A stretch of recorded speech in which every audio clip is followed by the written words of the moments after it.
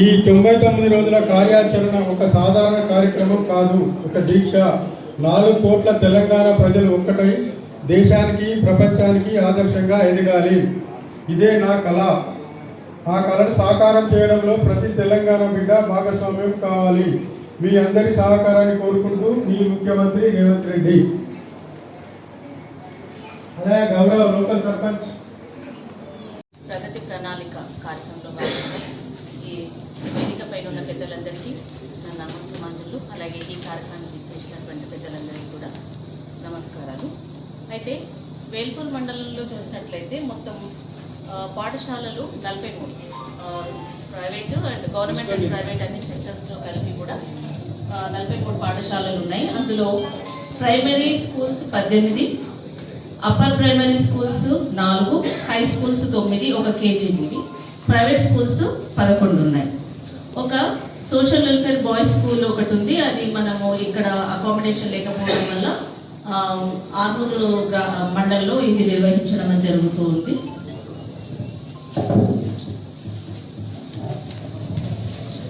పాఠశాలలో ఉపాధ్యాయుల సంఖ్య గవర్నమెంట్ సెక్టార్లో చూసినట్లయితే శాంక్షన్ పోస్టులు 189, అందులో వర్కింగ్ 165, 23 పెండింగ్లో ఉన్న 23 వేకెన్సీ ఉంది, 23 ఖాళీలు ఉన్నాయి. అందులో వర్కింగ్ కండిషన్స్ చూసుకున్నట్లయితే 8 GHMs, 7 LFL హెడ్ మాస్టర్లు, 94 మంది స్కూల్ అసిస్టెంట్లు, 56 మంది SGTలు వర్క్ చేయడం జరుగుతుంది మన మండలంలో. అయితే మన మండలంలో 2 కాంప్లెక్స్లు నిర్వహించడం జరుగుతుంది. అంటే మండలాన్ని 2 కాంప్లెక్స్లుగా విభజించి పాఠశాలల నిర్వహణ అనేది సమర్థవంతంగా నిర్వహించడం కోసము మనము కాంప్లెక్స్లను నిర్వహించుకోవడం జరుగుతుంది. మన దగ్గర ఉన్నటువంటి కాంప్లెక్స్లు చూసినట్లయితే ఒకటి ZPHS వేల్పూర్, అలాగే ZPHS అక్సర్. ఈ 2 కాంప్లెక్స్లో మనము పాఠశాలలు నిర్వహించడం అనేది జరుగుతూ ఉంటుంది. మన మన మండలంలో చూసినట్లయితే ప్రైవేటు మరియు గవర్నమెంట్ అండ్ ప్రైవేట్ సెక్టార్లో చదువుతున్నటువంటి విద్యార్థులు అబ్బాయిలు 2707, అమ్మాయిలు 2610, మొత్తము 5317 మంది విద్యార్థులు మన పాఠశాలలో ప్రైవేట్ అండ్ గవర్నమెంట్ సెక్టార్లో చదవడం జరుగుతుంది. ఓన్లీ గవర్నమెంట్ చూసుకున్నట్లయితే అబ్బాయిలు 1523, అమ్మాయిలు 1480. అబ్బాయిలేమో 1523, అమ్మాయిలు 1480, మొత్తం 3003. ఇది గవర్నమెంట్ సెక్టార్. అదేవిధంగా చూసినట్లయితే ముఖ్యంగా మన విద్యతో పాటుగా పాఠశాలలో ఉండేటువంటి విద్యార్థులకు న్యూట్రిషన్, వాళ్ళ ఆరోగ్యవంతంగా వాళ్ళు అంటే చదువు బాగా రావాలి అంటే వాళ్ళు శారీరక మానసిక అభివృద్ధి అనేది చాలా ముఖ్యం కాబట్టి అందుకు ఆహారం అనేది చాలా ముఖ్య పాత్ర వహిస్తుంది. కాబట్టి న్యూట్రిషన్ ఆహారం ఇవ్వడంలో భాగంగా మనము మధ్యాహ్న భోజన పథకాన్ని నిర్వహించడం జరుగుతుంది. అందులో చూసినట్లయితే 1 to 5th ఒక్క స్టూడెంట్కి 100 గ్రాముల బియ్యము, 20 గ్రాముల పప్పులు, 50 గ్రాముల వెజిటేబుల్స్, 5 గ్రాముల ఆయిల్, మొత్తము 450 కిలో క్యాలరీలు, 12 గ్రాముల ప్రోటీన్ అందించడం జరుగుతుంది. 6th to 10th వరకు చూసినట్లయితే 150 గ్రాములు, ప్రతి స్టూడెంట్కి 150 గ్రాముల బియ్యము, 30 గ్రాముల పప్పు, 75 గ్రాముల వెజిటేబుల్స్, 7.5 గ్రామ్స్ ఆయిల్, మొత్తం 700 కిలో క్యాలరీల శక్తి, అలాగే 200 గ్రాముల ప్రోటీన్ అందించడం అనేది జరుగుతూ ఉంటుంది. దీంతో పాటుగా వారంలో 3 సార్లు గుడ్లు, 3 సార్లు రాగి జావ ఇవ్వడం జరుగుతుంటుంది. ఆల్టర్నేటివ్ డేట్స్, ఒకరోజు గుడ్లు, ఒకరోజు రాగి జావ అందించడం జరుగుతుంది. శాలరీస్ ఇవ్వడం అనేది జరుగుతుంది. అంటే సంఖ్యను బట్టి ఒక స్కావెంజర్ని ఇస్తారు. ఆ స్కావెంజరు విధులు ఏంటంటే పరిసరాలను శుభ్రం చేయడము, బాత్రూమ్లను శుభ్రం చేయడం, ఈ పనులు నిర్వహించడం అనేది జరుగుతూ ఉంటుంది. అందరికీ ఫస్ట్ మా స్పెషల్ ఆఫీసర్ మేడంకి, ఎంఎం మేడంకి, డాక్టర్ మేడంకి, అట్లాగే ఎంపీడో సార్కి, మళ్ళా కాంగ్రెస్ ప్రెసిడెంట్ నర్సారెడ్డి గారికి, మళ్ళా మండల్ లెవెల్ ఆల్ సర్పంచ్కి, మీడియా మిత్రులకి, ఆల్ డిపార్ట్మెంట్ నుంచి వచ్చిన అందరికీ నా నమస్కారం. మా రివ్యూని సంబంధించి 2 ఉన్నాయి. ఒకటి రేషన్ కార్డ్, కళ్యాణ లక్ష్మి షాదిమారి. ఇప్పటిదాకా నా మండల్లో 20/26 కళ్యాణ లక్ష్మి షాదిమారి దాదాపు 160 ఇచ్చినాం. ఇంకా దాదాపు 15 పెండింగ్ ఉన్నాయి. రేషన్ కార్డు సంబంధించింది టోటల్ మన మండలంలో రేషన్ కార్డ్ 14,760 బీపీఎల్ కార్డ్స్ ఉన్నాయి, 702 అంత్యోదయ కార్డ్స్ ఉన్నాయి. ఇప్పుడు మన దగ్గర ఆల్రెడీ రేషన్ కార్డు కొత్తది ఆల్రెడీ నడుస్తున్నది. ఎడిషన్ డిలీషన్ నా మండలంలో జరుగుతున్నది. ఎవరైనా మన మండలంలో ఆరోగ్యం ఉంటే మా ఆఫీస్ కదండి, అది ఇమీడియట్లీ చేస్తాము. నాకు సంబంధించిన డిపార్ట్మెంట్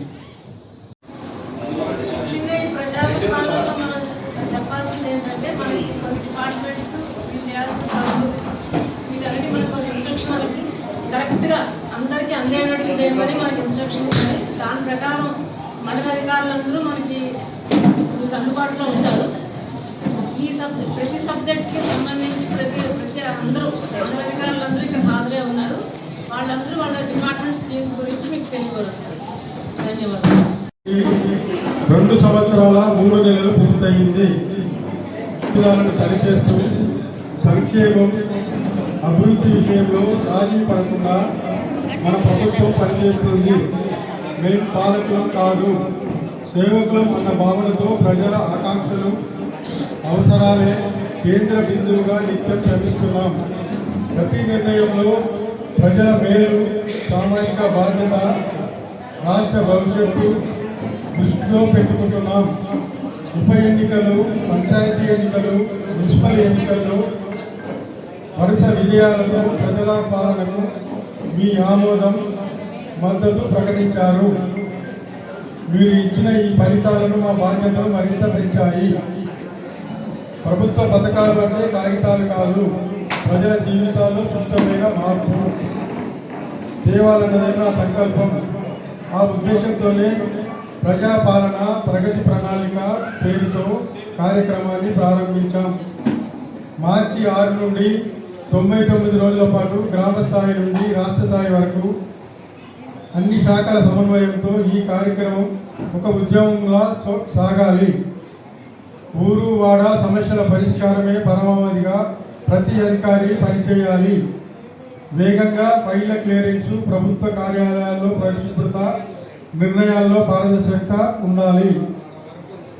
ఆటో, గూడ్స్, ట్రాలీ, తర్వాత పాడి పశువులు, తర్వాత electric pump set, solar pump set, వీటికి గౌరవ సర్పంచుల ద్వారా కోరగా జిల్లాలోనే అత్యధిక అప్లికేషన్స్ మన మండలానికి రావడం జరిగింది. 181 అప్లికేషన్స్ వచ్చినాయి. జిల్లాలో ఎక్కడా రాలేదు. ఈవెన్ అర్బన్లో అంటే మున్సిపల్ ఏరియాలో కూడా ఆర్మూరు నిజామాబాద్లో కూడా ఇన్ని అప్లికేషన్ రాలేదు. వీటిని పరిశీలించడం జరుగుతుంది. సాధ్యమైనంత వరకు మన మండల్ కూడా ఎక్కువ తీసుకొని సాధ్యమైనంత వరకు మనకు గవర్నమెంట్ ఇచ్చిన టార్గెట్ ప్రకారం మంజూరు చేయడం జరుగుతుంది. ప్రతి ఒక్కరికి ధనికులు ఏది తింటున్నారో పేదవారు కూడా అదే తినాలన్న ఉద్దేశంతో ముఖ్యమంత్రి గారు ఈ కార్యక్రమాన్ని తీసుకోవడం జరిగింది. ఇది మంచి కార్యక్రమం అని మనందరికీ తెలుసు. గతంలో దొడ్డు బియ్యం ఇస్తే వెంటనే అమ్మేసేవారు. ఇప్పుడు అట్లా కాకుండా 99% ప్రతి ఒక్కరు తింటుందని నేను భావిస్తా ఉన్నాను. అలాగే గతంలో కళ్యాణలక్ష్మి, షాదీ ముబారక్ విషయంలో చూస్తే అధికారుల చుట్టూ తిరిగేవారం, కానీ ఇప్పుడు అది రాజకీయ నాయకుల చుట్టూ తిరిగేవారం. అది కాకుండా నేరుగా మీ సేవలు అప్లై చేసుకొని ఎంఆర్ఓ గారికి ఇస్తేనే మీ ఇంటికి చెక్ వస్తుంది. ఎక్కడికి కూడా తిరగద్దన్న ఉద్దేశంతో ఈ మధ్యనే మీ గ్రామ పంచాయతీ ఆధ్వర్యంలో పంపించడం జరిగింది.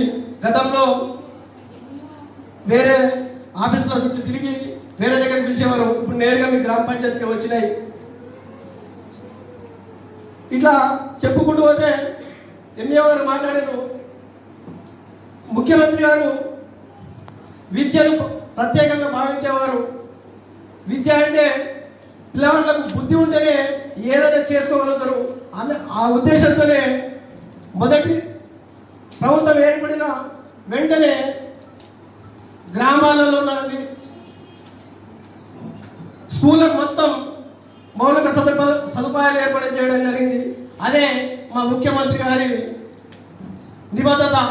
విద్యను అందించడంలో మంచి విద్యార్థులు మంచి భవిష్యత్తులో ఉండాలంటే ఆ విద్యాలయాలకు రావాలంటే మౌలిక సదుపాయాలు ఉండాలన్న ఉద్దేశంతో అది చేయడం జరిగింది. అట్లాగే అగ్రికల్చర్ డిపార్ట్మెంట్ తరఫున మనకు ఎన్నో కార్యక్రమాలు చేశాం. ఇప్పటికే గతంలో అంటే నాయకుల చుట్టూ తిరిగేవారు. ఇప్పుడు అట్లా కాకుండా నేరుగా అప్లికేషన్ చేసుకుంటే పార్టీలకు అతీతంగా ఈరోజు ఎంప్లాయ్మెంట్స్ ఇవ్వడం జరిగింది. వారు చేసే కార్యక్రమం చాలా అమోఘం. గతంలో ఇరిగేషన్ ఇవ్వాలంటే పంట పొలాలకు 1,50,00,000 రూపాయలు ఇవ్వాలని టార్గెట్ ఉండగా 712 సంఘాలకు 56,17,00,000 రూపాయలు 101% రుణాలు ఇప్పించడం జరిగింది. అదేవిధంగా వడ్డీ లేని రుణాలు ఈ ప్రభుత్వము మహిళలకు ప్రతిష్టాత్మకంగా ఇస్తున్న వడ్డీ లేని రుణాలు 1,22,13,000 రూపాయలు సంబంధిత మహిళా సంఘాల సభ్యుల ఖాతాలలో జమ చేయడం జరిగింది.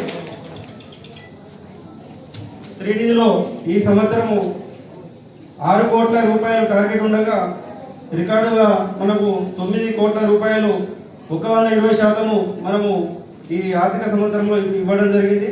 అదేవిధంగా ప్రభుత్వం ఏర్పాటైన తర్వాత 1 కోటి మంది మహిళలను కోటీశ్వరులను చేయాలనే ఉద్దేశంతో సంఘాలలో లేని మహిళలను కూడా అందరినీ సంఘాలలో ఏర్పాటు చేయాలనే ఉద్దేశంతో ఈ సంవత్సరంలో వృద్ధుల సంఘాలు 46 మరియు వికలాంగుల సంఘాలు 9 మరియు స్వయం సహాయక సంఘాలు 17 కిషోర్ బాలికల సంఘాలు కూడా ఏర్పాటు చేయాలని ప్రభుత్వము నిర్ణయించుకున్నది. మన మండలంలో ఇప్పటి వరకు 9 సంఘాలు ఏర్పాటైనాయి. ఈ ఆర్థిక సంవత్సరంలో 81 సంఘాలు మన ఐకేపీ ద్వారా ఏర్పాటు చేయడం జరిగింది. అదేవిధంగా స్కూల్ యూనిఫామ్స్ 2,337 మంది విద్యార్థులకు ఈ ఆర్థిక సంవత్సరం యూనిఫామ్స్ స్టిచ్చింగ్ చేయడాలని గ్రామ స్థాయిలో ఈ యొక్క యూనిఫామ్ స్టిచ్చింగ్ చేయడం జరుగుతుంది. అదేవిధంగా ప్రభుత్వం మండల సమాఖ్యకు మొన్ననే ఒక వారం రోజుల క్రితము మనకు వ్యవసాయ శాఖ ద్వారా ప్రభుత్వం రైతులకు అందిస్తున్న పథకాలతో ముఖ్యంగా రైతు భరోసా పథకం అంటే పంటలకు పెట్టుబడి అందించే పథకం ఇది. ప్రతి రైతుకు ఎకరానికి 6,000 రూపాయలు ఈ పంటల పెట్టుబడి కింద రైతు ఖాతాలో జమ జరుగుతుంది. అదే రైతు భరోసా పథకం. మనకు ఈ ఏసంగి 2025-26 సీజన్ గాను మొత్తం మండలంలో 10,957 మంది రైతులకు 9,10,76,999 949 రూపాయలు మొన్న మార్చి నెలలో ప్రభుత్వం రైతు ఖాతాల్లో జమ చేయడం జరిగింది. అది ఎకరంలోపు ఉన్న రైతులందరికీ ప్లస్ ఎకరం దాటిన 10 ఎకరాలు కానీ 20 ఎకరాలు ఎన్ని ఎకరాలు ఉన్నా కానీ ఎకరం వరకు అందరికీ ఇవ్వడం జరిగింది ఫస్ట్ విడతగా. మళ్ళా ఇంకా సెకండ్ థర్డ్ ఫేజ్లో కూడా ఈ సీజన్కు ఇస్తారని గవర్నమెంట్ చెప్పడం జరిగింది. అవి కూడా మీ ఖాతాల్లో తదుపరి ఇన్స్టాల్మెంట్లో జమ కట్టడం జరుగుతుంది. ఇది మనకు గ్రామాలు 17 రెవెన్యూ గ్రామాలు ఉంటాయి మన మండలంలో, 18 గ్రామ పంచాయతీ. ఈ 17 రెవెన్యూ గ్రామాలకు గాను అన్ని రైతులు సాగు యోగ్యమైన భూములన్నిటికీ ఈ రైతు భరోసా పథకం అనేది అమలు. రైతులందరికీ ఎకరంలోపు 6,000 రూపాయలు అందరికీ అకౌంట్లో ఆల్రెడీ నేరుగా లబ్ధిదారులకు జమ చేయడం జరిగింది. అట్లాగే ఇంకొక పథకము రైతు బీమా. రైతు బీమా అంటే ముఖ్యంగా మనకు ప్రతి రైతుకు గుంట భూమి ఉన్నా కానీ, గుంట భూమి ఉన్ననే ఎన్ని ఎకరాలు ఉన్నారు, గుంట భూమి ఉన్న రైతు కూడా రైతు బీమా అనేది చేయడం జరుగుతుంది. అది ఎలా అంటే 18 నుంచి 59 సంవత్సరాల లోపు ఉన్న రైతులకు ఈ రైతు బీమా అనేది వర్తిస్తుంది. ఏంటంటే రైతులకు ఈ 18 నుంచి 59 సంవత్సరాల లోపు ఉన్న ప్రతి రైతుకు ప్రభుత్వమే ప్రీమియం చెల్లిస్తుంది. ఎల్ఐసి సంస్థకు ప్రభుత్వమే రైతుల తరఫున ప్రీమియం ప్రతి సంవత్సరం ప్రీమియం కట్టి రెన్యువల్ చేస్తూ వాళ్ళకు రైతు బీమా చేయడం జరుగుతుంది. ఈ రైతు బీమాలో ప్రమాదవశాత్తు ఏదైనా అనుకోని పరిస్థితుల వల్ల ఆ రైతు చనిపోతే ఆ కుటుంబానికి ఆధారం ఉండాలనే ఉద్దేశంతో ఎవరైతే ఆ రైతు యొక్క నామినీగా నమోదు చేసుకున్నారో రైతు బీమాలో, ఆ నామినీ ఖాతాకే డైరెక్ట్గా జెన్యున్గా ఎటువంటి మనకు తప్పిదాలకు ప్రభావం లేకుండా రైతు ఖాతాలోనే, నామినీ ఖాతాలోనే 5 లక్షల రూపాయలు జమ చేయడం జరుగుతుంది. అది మనకు ఈ 2025-26 సంవత్సరంలో మొత్తం మండలంలో 22 మంది రైతులు అనుకోకుండా అనారోగ్య సమస్య కానీ ఇతర కారణాల వల్ల మరణించడం జరిగింది. వాళ్ళ నామినీ అకౌంట్లలో 22 మందికి 1,10,00,000 డైరెక్ట్ ట్రాన్స్పరెన్సీగా వాళ్ళ ఖాతాల్లోనే ఈ డబ్బులు అనేది జమ చేయడం జరిగింది. ఇది వాళ్ళ కుటుంబానికి ఈ రైతు బీమా కింద ఆసరాగా ఉండాలనే నమ్మకంతో ఈ మనము రైతు బీమా ప్రభుత్వం అందిస్తుంది. అట్లాగే ప్రతి సీజన్ అంటే మనకు ప్రతి సంవత్సరం రైతు బీమాది గవర్నమెంట్ రెన్యువల్ ఆగస్టు 15 లోపు రెన్యువల్ చేయడం జరుగుతుంది. ఎవరైతే కొత్త పట్టా వచ్చి ఈ 18 నుంచి 59 సంవత్సరాలకు ఉన్న వాళ్ళందరికీ మళ్ళీ జూలైలో అవకాశం కనిపిస్తుంది. ఎవరైతే ఇంతవరకు చేసుకోని వాళ్ళు పథకం ఇల్లు రావడంతో శాంక్షన్ అయినందుకు సంతోషపడుతున్నాము. లేకుంటే కిరాయిలో ఉండడం, అక్కడ ఇక్కడ ఇబ్బంది ఉండడంతో బాగా ఇబ్బంది ఉండే. ఇప్పుడు ఇంద్రమ్మ పథకం ఇల్లు రావడంతో ఖుషిగా ఉన్నాము, ఇల్లు కట్టుకున్నాము. మనం సన్న బియ్యంస్గా వస్తున్నాయి. బస్ కిరాయిలతో బాగా ఇబ్బంది ఉండే, బస్ ఫ్రీతో పోతున్నాము ఎక్కడికైనా. సన్న బియ్యంస్గా వస్తున్నాయి. ఇందిరమ్మ ఇల్లు నిర్మించుకున్నాను. అయితే నేను ఇల్లు నిర్మాణానికి అప్లై చేసుకున్నప్పుడు వస్తారా రాదా అని కొంచెం సందేహంగా ఉంది. ఇంతవరకు ఎప్పుడు ఏ లబ్ధి పొందలేదు. ఇది కూడా వస్తుందా రాదా అన్నట్టు సందేహం ఉంది. అది నా సొంత ఇంటి నిర్మాణం కళ నెరవేరింది. దీనికి సహకరించిన పెద్దలందరికీ కృతజ్ఞతలు చెప్తున్నాను. ముఖ్యంగా రాజేంద్రన్న గారికి, ఆయన చాలా సపోర్ట్ చేశారు మాకు. ప్రతి విషయాన్ని వివరంగా చెప్పడం జరిగింది. ఇప్పుడు సొంత ఇంటి నిర్మాణం జరిగింది. సొంత ఇంట్లో ఉండబోతున్నందుకు సంతోషంగా ఉంది. ఇందిరమ్మ ఇల్లు గురించి నిర్ణయం తీసుకున్న ముఖ్యమంత్రి గారికి కూడా ముఖ్యంగా కృతజ్ఞతలు చెప్తున్నాను. అలాగే చాలా కార్యక్రమాలు చేస్తున్నారు ముఖ్యమంత్రి గారు. అవన్నిటిలో నేను 200 యూనిట్ల కరెంటు అది పొందుతున్నాను. ఇలా ఇంకా కొన్ని కూడా ఉన్నాయి. చాలా వరకు లబ్ధి పొందుతున్నాము. ఇవన్నిటి ద్వారా